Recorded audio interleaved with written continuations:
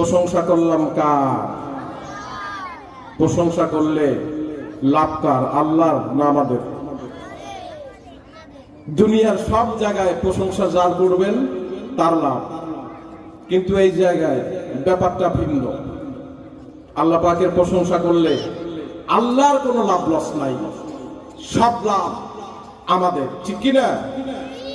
এজন্য আল্লাহু আকবারের ধ্বনি পৃথিবীতে যে যত জোরে দিতে পেরেছে, আল্লাহ পাক রব্বুল আলামিন তার মর্যাদা তত উন্নত করে দিয়েছেন। বলেন আল্লাহু আকবার।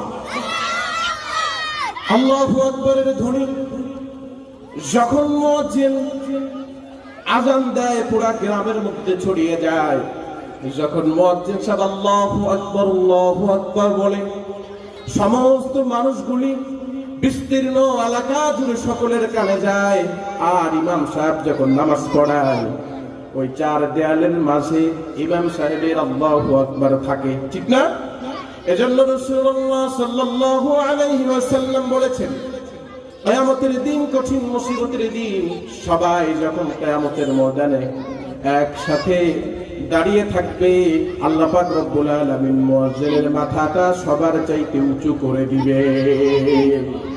কিসের জন্য? আল্লাহু আকবারের ধ্বনি যে যত জোরে দিবে, পৃথিবীতে আখিরাতে দোনো জাহানেই আল্লাহ পাক রব্বুল আলামিন তার মর্যাদা উন্নত করে দিবেন। বলি আল্লাহু আকবার। সাউন্ড পছন্দ হলো না, আপনারা মনে করতেছেন এটা ফাঁকা। জি না, অসংখ্য অগণিত ফেরেশতা দিয়ে এই কোরআনের বাগান আল্লাহ পাক রব্বুল আলামিন পরিপূর্ণ করে দিয়েছেন। তো একটা তাকবীর দিয়ে আমরা আলোচনায় ঢুকবো। সবাই একটু জোরে সোরে বলেন না, লিল্লাহি তাকবীর।